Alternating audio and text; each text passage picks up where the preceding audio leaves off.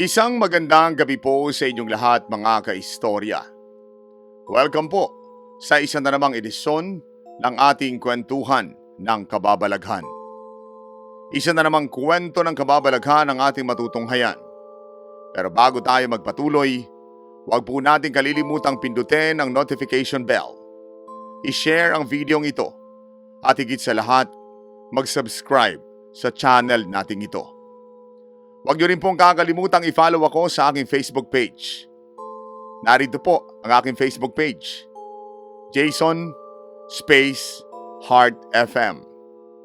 Maraming salamat po sa inyong pag-follow. Samantala, narito na ang ating tampok na kwento sa gabing ito.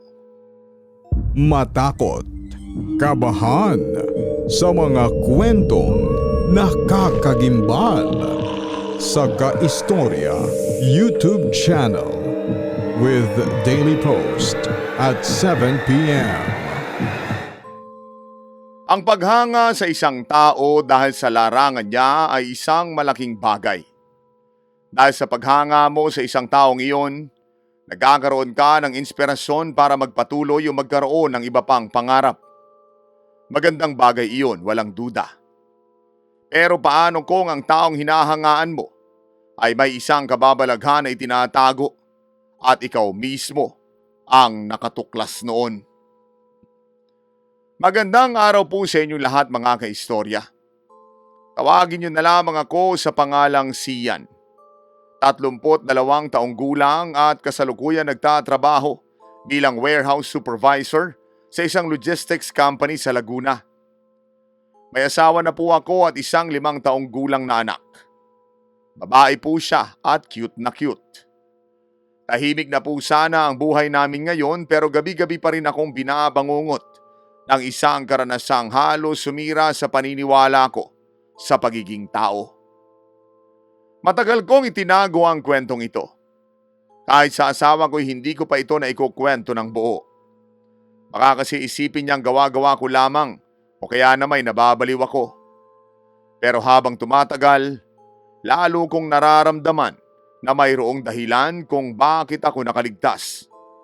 Siguro'y para maibahagi ang nangyari at magsilbing babala sa iba para maisalba ko sila. Ang kwento ko ay tungkol sa isang lalaking minsan kong hinangaan. Sobrang idol ko po siya. Isang sundalo na handang ialay ang buhay para sa bayan. Opo, ganoon niya ang kamahal ang bansang Pilipinas. Isang taong naging bayani sa paningin ng marami. Pero hindi alam ng lahat na matapos siyang mawala sa serbisyo, may mas malala pa pala siyang naging laban. Isang laban na hindi natawang kalaban kung hindi ang sarili niyang pagkatao. 5 taon na nakakalipas na mangyari ang lahat kay istorya. Lumaki ako sa isang maliit na baryo sa paanan ng kabundukan ng Isabela. Tahimik ang aming lugar. Halos lahat ay magkakilala. Kapag may bagong mukha, mabilis itong napapansin ng buong komunidad. Dahil nga paanan ng kabundukan ng amin, maraming hikers at foreigners ang dumadayo. Noong panahong iyon ay bagong graduate pa lamang ako sa kursong criminology, ngunit hindi pa pumapasa sa board exam.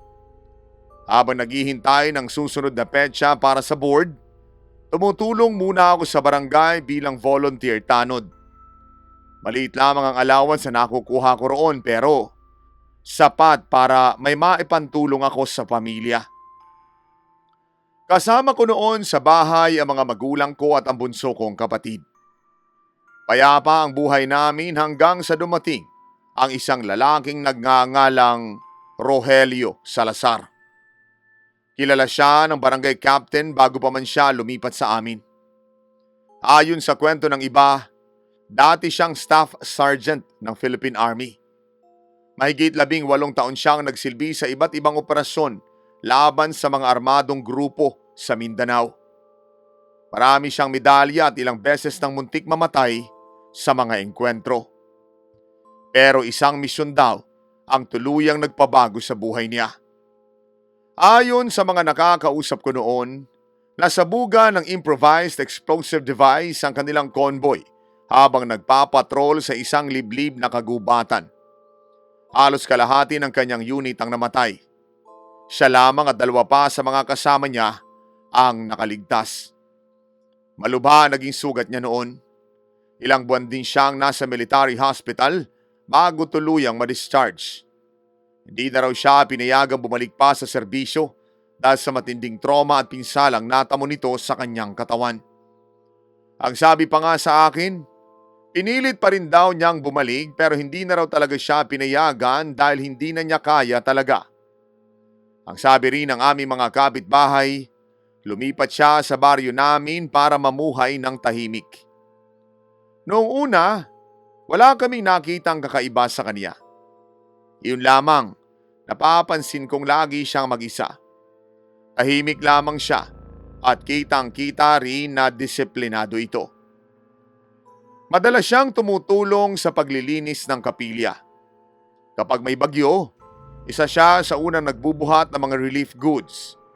Marunong siya mag-first aid kaya maraming residente ang lumalapit sa kanya kapag may nasusugatan o kahit anumang klaseng gulo pa iyan. Unti-unti siyang naging respetado ng buong barangay. Maging ako ay humanga sa kanya. Basta, mapagkakatiwalaan kasi talaga ang kanyang kilos, pananalita at kung ano-ano pa. Tipong siya masasabi kong Superman sa baryo namin. Madalas niya akong yayain sa bahay niya para magkape. Ikinukwento niya ang buhay militar niya, ang hirap ng mga operasyon at ang sakit ng mawala ng kasamahan. Minsan pa nga umabot pa siya sa puntong umiyak siya habang nagkukwento dahil sobrang sakit pa rin para sa kanya noon. At kung minsan napapakwento rin siya tungkol sa kanyang pamilya, pero napapatigil siya. Hindi ko na lamang din masyadong tinatanong dahil pakiramdam ko, wala ako sa posisyon para malaman ang tungkol doon. Nakakahiya rin kasi kay istorya. Baka isipin pa niya na isa akong tsismoso.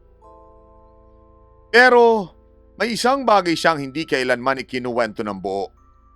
Ang nangyari sa huling misyon nila. Sa tuwing mababanggit ko iyon ay bigla siyang tatahimik. Manginginig ang mga kamay niya at tila may matinding takot na bumabalot sa kanyang mukha. Akala ko noon ay epekto lamang iyon ng trauma. Totoo naman kasi, hindi madali ang naranasan niya noon. Pero, hindi pala. Makalipas ang ilang linggo, nagsimula na ang sunod-sunod na kababalaghan sa baryo. Hindi nga namin alam kung ano ang gagawin namin dahil noon lamang nagkaroon ng mga ganoong pangyayari sa lugar namin. Kung hindi kasi tao ang nawawala, hayop naman ang susunod. Pagkatapos, lahat ng bangkay ay natatagpo ang halos wala ng dugo. Sino ba naman ang matutuwa sa ganoong pangyayari? Lahat kasi kami, takang-taka na noon. May mga malalalim na sugat sa leeg ang mga biktima. Mapatao man o hayop. Para bang may malaking hayop na sumakbal sa kanila. Nang makita nga iyon ng mga kamag-anak nila ay sobra ang kanilang pag-iyak. Kahit sino naman po kay istorya, hindi deserve ang ganoon. Dahil sa nangyari ay nagkaroon na ng iba't ibang haka-haka ang mga tao. May nagsabing baka may malaking ahas daw sa lugar kaya nangyari iyon. May nagsabi ring ligaw na baboy ramo ang may gawa. May ilan ding naniniwalang aswang ang may kagagawa noon. Pero ako, ng mga oras na iyon ay hindi ako naniwala. Bilang may kaunting kaalaman sa investigasyon, mas pinili ko maghanap ng logical na paliwanag sa lahat ng nangyayari. Pero habang tumatagal, lalong nagiging imposible ang lahat. Isang gabi habang nagpapatrol kami ng 3 kong kasamahang tanod, may narinig kaming malakas na iyak ng kambing mula sa may palayan. Agad kaming tumakbo dahil baka kung ano iyon at kailangan ng tulong namin. Pero pagdating namin, huli na ang lahat. Patay na ang kambing. Mainit-init pa ang katawan nito ngunit nagtaka kami dahil wala na itong dugo. Habang sinusuri namin ang paligid, may nakita akong bakas ng paa. Hindi ito paa ng hayop kung hindi paa ito ng tao. Malaki ang paa noong tao at tila ba napakalalim ng pagkakalubog sa putik na para bang napakabigat ng taong nag-iwan nito. Sinundan namin ang mga bakas. Dahan-dahan lamang kami noon dahil takot ang mga kasamahan ko. Dinala kami nito hanggang sa gilid ng kagubatan. At doon, bigla na lamang itong nawala. Pakiramdam ko noon ay parang tumalon iyong tao para hindi namin siya mahuli. Hindi kami naglakas ng loob na pumasok pa dahil baka kung ano pa ang makita namin doon. Habang pabalik kami sa kung saan kami nakapwesto, iniisip ko pa rin kung ano ba talaga ang nangyayari sa lugar namin. Hindi ko na lamang sinabi iyon sa mga kasama ko dahil iniisip ko na baka hindi naman sila interesadong alamin kung ano ba talaga ang meron doon na mga panahong iyon. Kinabukasan ay pinatawag kami ng barangay captain. Pinag-usapan namin ang mga nangyayari. Napagdesisyonan nilang magpatupad na ng curfew dahil ang dami na talagang hindi maipaliwanag ng mga pangyayari. Bawal nang lumabas pagsapit ng 9:00 ng gabi. Maging si Sir Rogelio ay sumang-ayon. Ngunit napansin kong tila mas lalo siyang namutla habang pinag-uusapan ang pagkawala ng mga hayop. Para bang alam na niya ang sagot sa katanungan namin kung bakit nawawala ang mga iyon. Makalipas ang 2 araw, isang bata na naman ang muntik mawala. 7:00 pa lamang ng gabi iyon. Ayon sa mga sabi-sabi, nag-iigib daw siya ng tubig sa poso nang may marinig daw siyang mabibigat na yabag mula sa kanyang likuran. At paglingon niya, may nakita siyang malaking aninong nakatayo sa likod ng puno ng mangga. Hindi niya raw makita ang buong mukha nito pero kitang-kita niya ang mapupulang mga mata nito na nakatingin sa kanya. Dahil doon ay dali-dali siyang tumakbo pa uwi. Wala na raw siyang pakialam kung pati ang isa sa mga tsinelas niya biglang nawala na sa kanyang kakatakbo. Ang importante sa kanya, makakauwi siya ng bahay ng ligtas, lalo pa at marami na ngang balita ng kababalaghan. Pagdating daw sa bahay nila ay bigla siyang nawala ng malay. Siguro, dala na rin iyon ng takot. Nagkaroon ng takot ang buong baryo nang dahil doon. Sa sobrang takot nila, may mga nagsimula ng magsabit ng bawang sa bintana. May nagsunog din ng insenso. Hindi lamang iyon, may nagpatawag pa ng albularyo mula sa kabilang bayan. Habang ang lahat ay abala sa paghahanap ng sagot, ako naman ay napansin ng isang bagay. Tuwing may nawawalang hayop o may nangyayaring kakaiba, kinabukasan nito, laging sugatan si Sir Rogelio. Minsan ay gasgas ang braso, minsan naman ay may sariwang hiwa sa kanyang balikat. Kapag tinatanong ko naman siya, sinasabi niyang nadapa lamang ito habang nagpuputol ng kahoy. Pero dahil iba-iba na ang palusot na sinasabi niya ay hindi na ako kumbinsido pa. Isang hapon, dinalhan ko siya ng mga gamot para sa kanyang mga sugat. Pagpasok ko sa kanyang bahay ay napansin kong kakaiba ang amoy sa buong paligid noon. Hindi amoy pagkain, hindi rin amoy gamot kung hindi amoy ng sariwang dugo. Gulat na gulat ako noon. May kakaibang takot na ako naramdaman pero pinilit ko pa rin huwag ipahalata sa kanya. Gusto ko kasing malaman kung ano talagang itinatago niya at alam kong kapag nag-react ako ng mali, baka pati sa akin may mangyaring masama. Pagkalipas ng ilang minuto, may narinig akong kalusko sa likod ng kanyang bahay. Sinundan ko iyon sa sobrang curiosity ko. Doon ko nakita ang isang hukay na bagong tabon lamang. Lalo ako natakot at nagtaka. May bahaging nakausli mula sa lupa. Balahibo. Hinukay ko iyon ng kaunti gamit ang paa ko. At nanlaki na naman ang aking mga mata dahil mga bangkay iyon ng iba't ibang hayop. Lahat ay tuyong-tuyo ang katawan.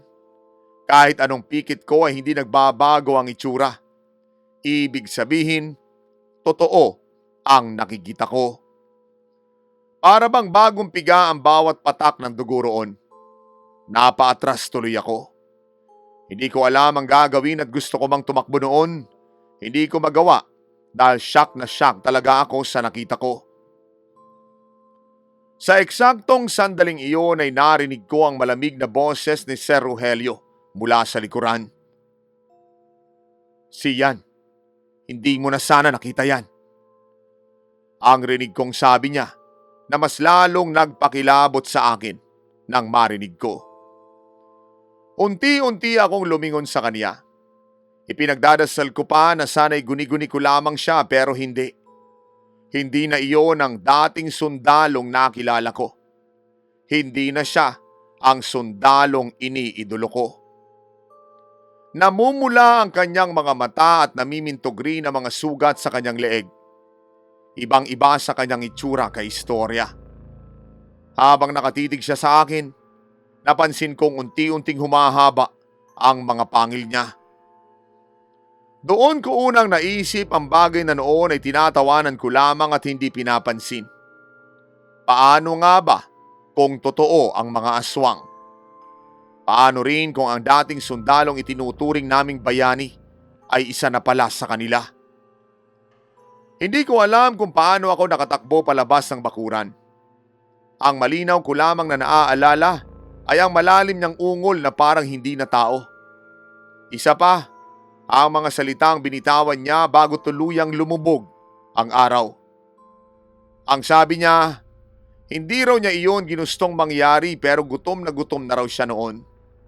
At doon na nga nagsimula ang pinakamadilim na kabanata ng buhay ko.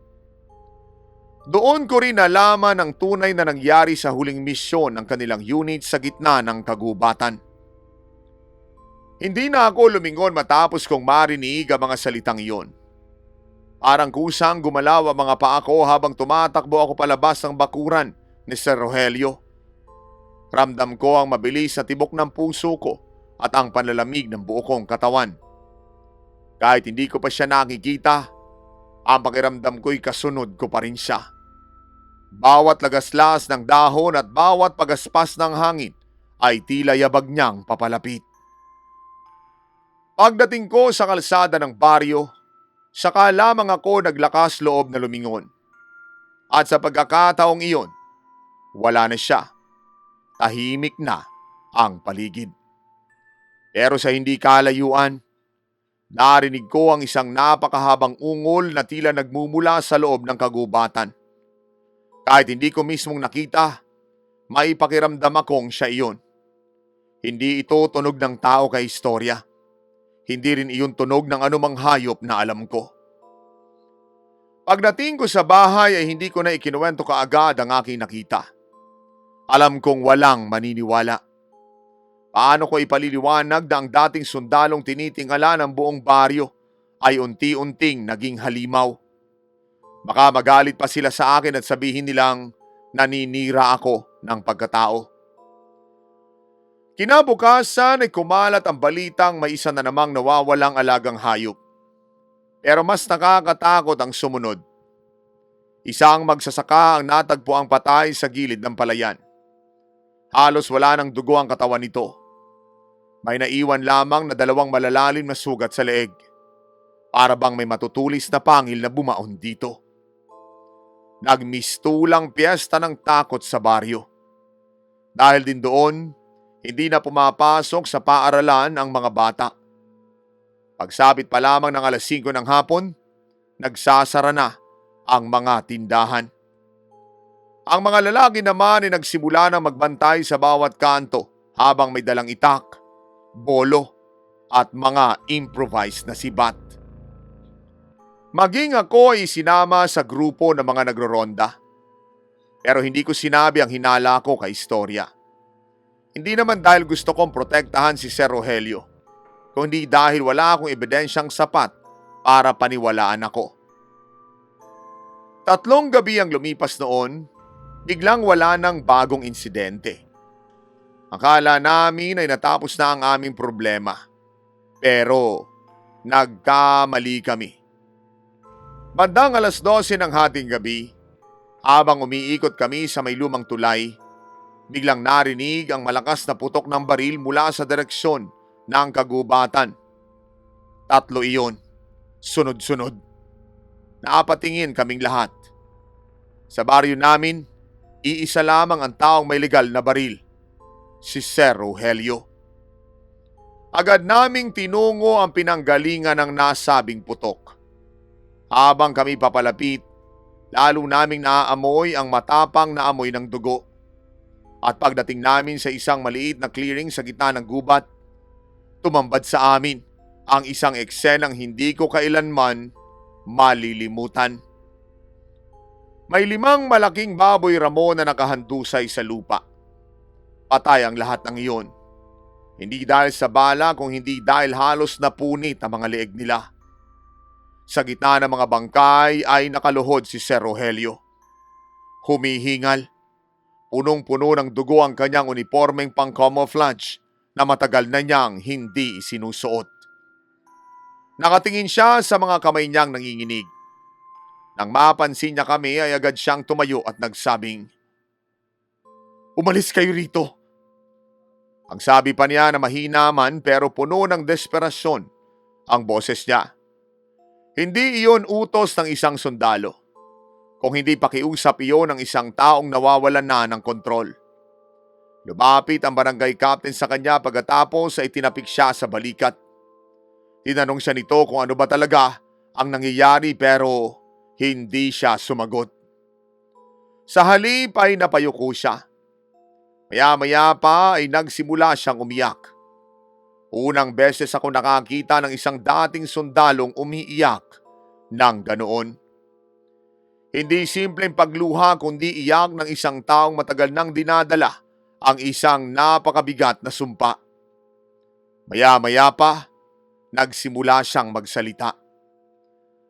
2 taon daw bago siya magretiro, ipinadala raw ang kanilang unit sa isang napakaliblib na bahagi ng kabundukan ng Mindanao. May impormasyon daw na doon nagtatago ang isang armadong grupo. 3 araw daw silang naglakad pero halos wala silang makitang tao. Hanggang sa makarating sila sa isang abandonadong sitio. Walang katao-tao pero may mga bahay. May mga gamit din. At ang nakapagtataka pa nga noon, may mga pagkain pa sa mesa. Para bang bigla na lamang daw iyon iniwan ng mga nakatira roon. Hanggang sa napansin ng isa nilang kasamahan, ang isang kakaibang punso sa gitna ng lugar. May mga nakapalibot na bungo ng hayop doon at may mga nakatusok na lumang sibat. Mga simbolong hindi nila maintindihan. Hindi naniniwala ang commander nila sa pamahiin kaya't inutusan niya silang sirain ang punso upang gawing pansamantalang kampo. Ilang oras matapos silang hukayin iyon ay nagsimula na ang kakaibang pangyayari. May mga anino na raw silang nakikita na sumusunod sa kanila. May mga kasamahan siyang nagigising sa gitna ng gabi na may dugo sa bibig pero walang maalala. Inisip nilang epekto lamang iyon ng pagod. Hanggang sa isang gabi ay isa-isang naglaho ang mga sundalo. Kapag hinahanap nila kinabukasan, tanging mga bangkay na lamang na mga ito ang natatagpuan. Walang dugo pero may marka ng kagat sa leeg. 6 na araw daw silang naipit sa kagubatan kay istorya. Sa bawat gabing lumilipas, nababawasan ang kanilang bilang. Inis na sila sa kanilang mga sarili dahil hindi nila makita ang kalaban. Pero ramdam nila ito na nasa paligid lamang. Isang madaling araw, sinabi ng pinakamatandang katutubong nagsisilbing guide nila ang isang bagay. Hindi raw tao ang kanilang kalaban. Isa raw itong nilalang na matagal nang nagbabantay sa kabundukang iyon. Hindi raw ito basta pumapatay kung hindi namimili ito ng magiging kapalit. Kapag hindi ito nabigyan ng bagong katawan, papatayin ito ang lahat. Sa kabila ng sinabing iyon ay hindi naniwala ang commander, pero kinagabihan, siya mismo ang unang natagpuang nakabitin sa puno. Nakabaliktad ito, wala ring lamang dugo ang katawan. At sa huling gabi ng operasyon, si Sir Rogelio na lamang at ang dalawa niyang kasamahan ang nabuhay. Habang nagtatago raw sila sa isang kuweba, may pumasok na matandang babae. Payat, laging nakayuko. Mahaba ang buhok pero hindi raw ito nagsasalita. Lumapit lamang ito kay Sir Rogelio. Hinawakan ang kanyang noo at saka siya kinagat sa balikat. Nagising na lamang siya makalipas ng 2 araw sa military hospital. Sinabi ng mga opisyal na nasabugan sila ng bomba, pero alam niyang hindi iyon ang tunay na nangyari. Mula raw nang magkamalay siya, nagsimula na ang kanyang kakaibang gutom. Noong una ay hilaw na karne lamang ang gusto niya, pero nagulat siya dahil pagkatapos noon, dugo na ng hayop ang hanap niya. Habang lumilipas sa mga taon ay hindi na sapat ang dugo ng mga alagang hayop para sa kanya. Palakas daw ng palakas ang tawag ng sumpa. Palapit ng palapit ang araw na dugo na ng tao ang hahanapin niya. Tahimik kaming lahat matapos naming marinig ang kanyang kwento. Walang nagsalita ni isa. Biglang lumuhod si Rogelio sa harap naming lahat. Nakiusap sa amin na itali namin siya bago pa siya mawala sa kanyang sarili. At pagkatapos noon, tumulo ang luha niya. Sinabi rin niya na kapag dumating ang susunod na kabilugan ng buwan, hindi na siya ang makikita namin kung hindi ibang version na ng katauhan niya. Nagkatinginan kaming lahat. May ilan na naaawa sa kanya pero may ilan ding natatakot na. Pero bago pa man makapagdesisyon ng barangay captain, biglang humangin ng napakalakas. Namatay ang lahat ng dala naming flashlight at mula sa kailaliman ng kagubatan, may narinig kaming isang napakalakas na sigaw. Hindi ito galing kay Sir Rogelio. Mas matanda ang boses noon at mas mabagsik. Napatingin si Sir Rogelio sa direksyon ng tunog. Biglang nanlaki ang mga mata niya. Nagulat din ako dahil namutla ito. Nanginginig na sinabi ang mga salitang lalong nagpayanig sa amin. Hindi raw talaga sa kanya nagmula ang lahat at sinusundan na siya nito ngayon. Kasabay noon, may 2 mapupulang matang unti-unting lumilitaw sa kadiliman ng kagubatan. Doon namin naunawaan na ang aswang na nasa harapan namin ay hindi pala ang tunay na halimaw. May mas matanda na mas malakas. Dumating ito ngayon upang kunin ang dating sundalong naging alipin ng sumpa. Sa isip-isip ko, alam kong sisiguraduhin niyang hindi na makakatakas sa kanya si Sir Rogelio. Nagmistulang tumigil ang oras nang lumitaw ang 2 mapupulang matang iyon mula sa kailaliman ng kagubatan. Walang sino man sa amin ang naglakas loob na kumilos. Maging ang mga lalaki may hawak na itak ay unti-unting napaatras. Hindi maipaliwanag ang bigat ng presensyang bumabalot sa paligid. Maging ang mga kuliglig ay tumigil sa pag-iingay. Ang hangin doon, tila ba namatay. Nakatingin lamang si Sir Rogelio sa dilim. Kitang-kita ko ang takot sa kanyang mukha. Takot na hindi ko nakita kahit nung ikinikwento niya ang mga engkwentro nila bilang sundalo. Takot ng isang tao alam niyang dumating na ang pinakakinatatakutan niyang nilalang. Unti-unting lumabas mula sa kagubatan ng isang matandang lalaki. Payat ito, halos butot balat na. Nakasuot ng kupas na damit na tila ilang dekada nang hindi napapalitan. Mahaba ang puting buhok at nakayuko habang naglalakad. Pero ang kanyang mga mata nagliliyab sa kulay pula. Hindi siya nagsasalita ngunit ramdam naming lahat ang kanyang galit. Napaluhod si Sir Rogelio. Hindi dahil sa takot lamang kung hindi tila may puwersang pumipilit sa kanya. Napansin ko ring nagsimula mangitim ang mga ugat sa kanyang leeg. Muli na namang humaba ang kanyang mga pangil at unti-unting nagbago ang kanyang anyo. Ngunit sa pagkakataong iyon, hindi siya sumugod sa amin. At sa halip ay pilit niyang nilalabanan ang sarili. Paulit-ulit niyang sinasabi na tumakbo na kami. Hindi na kami nagdalawang isip. Sinunod namin ang kung anong sinabi niya. Habang tumatakbo ang mga kasamahan ko palabas ng kagubatan, ako lamang ang naiwan sa likuran. Hindi ko alam kung bakit. Marahil ay gusto kong malaman kung paanong matatapos ang lahat ng ito. O pumasok sa isip kong tulungan ang taong naging idolo ko. Mula sa likod ng isang malaking puno, nakita kong lumuhod si Sir Rogelio sa harap ng matandang nilalang. Hindi ko narinig ang kanilang usapan pero maya-maya pa, sumigaw si Sir Rogelio ng napakalakas. Sigaw iyon ng sakit at pagsisisi. Sigaw ng isang taong matagal nang gustong makalaya. Biglang umihip ang napakalakas na hangin pagkatapos noon. Nagsimula na ring umikot ang mga tuyong dahon sa kanilang paligid. Kasabay noon, nakita kong inilabas ni Sir Rogelio ang maliit na kutsilyong militar na palagi niyang dala. Iyon ang kaparehong kutsilyong ginamit niya sa halos lahat ng operasyon niya nung siya'y sundalo pa. Sa halip at sa isang iglap, itinarak na iyon sa kanyang sariling dibdib. At dahil doon, napahinto ang matandang nilalang. Muling sumigaw si Sir Rogelio habang patuloy niyang ibinabaon ang kutsilyo sa kanyang sarili. Maya-maya pa'y unti-unting bumagsak ang kanyang katawan sa lupa. Kasabay ng pagbagsak niya ay narinig niya ang isang napakalakas na sigaw mula sa matandang nilalang. Sigaw na parang pinagsama-samang daing ng daang-daang nilalang.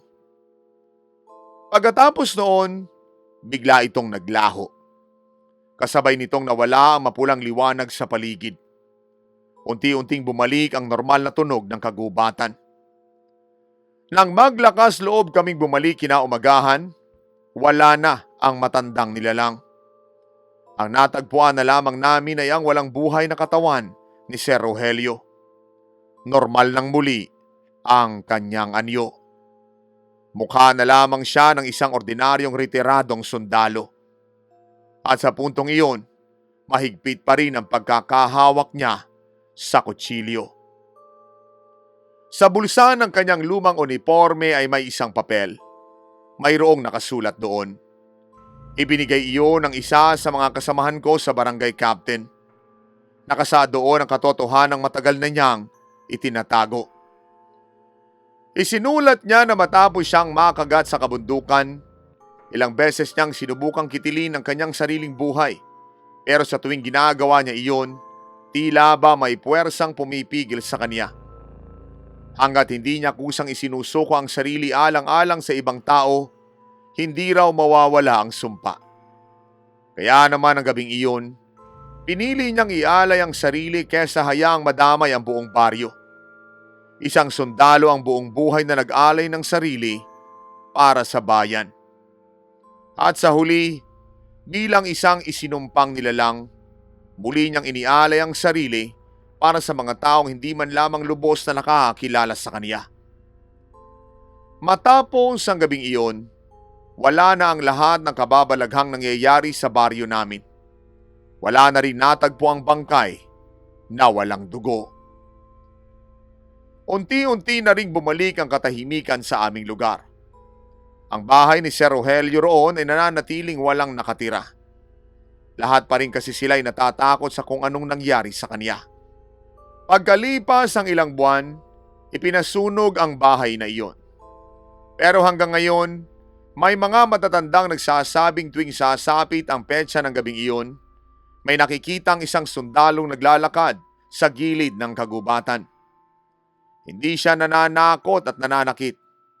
Tahimik lamang siyang nagbabantay sa paligid. Parang isang sundalong hanggang kamatayan ay tinutupad pa rin ang kanyang sinumpaang tungkulin. Kaistorya, kung may aral man akong natutunan sa lahat ng ito, iyon ay ang katotohanang hindi lahat ng halimaw ay ipinanganak na masama. May ilan na naging biktima rin ng pagkakataon, ng maling desisyon o ng isang sumpang hindi nila kailanman ginusto. At para sa mga nakasubaybay, hindi man natin kayang ipaliwanag ang lahat ng hiwagang nangyayari sa mundo, mas mabuti pa ring pairali ng pag-iingat, pagdarasal at pagmamahal sa kapwa. Maraming salamat po kay Istorya sa pagbibigay ng pagkakataong mailabas ko ang bigat na matagal ko nang dinadala. Sana'y magsilbi itong paalala na sa bawat dilim, may liwanag pa rin kayang manaig at sa bawat taong nawawala sa landas, may pagkakataon pa rin para piliin ang kabutihan at lagi nawa tayong gabayan ng Panginoon. More power po sa inyong lahat. Lubos na gumagalang, Sian. Hindi natin alam ang dinadala ng bawat taong nakakasalamuhan natin. Kaya bago tayo humusga, alalahanin nating baka matagal na pala silang may laban na tahimik lamang na hinaharap. Tulad na lamang ng kwento ng sundalong si Rogelio. May kabutihan pa rin pala sa kanyang puso pagkatapos na nangyari sa kanya. Naging isang mabuting sundalo siya para sa bayan at naging isang mabuting kaibigan pa rin sa lahat sa huli dahil isinakripisyo niya ang kanyang sarili. Isang bagay na konti na lamang sa mga tao ngayon ang handang gumawa nito.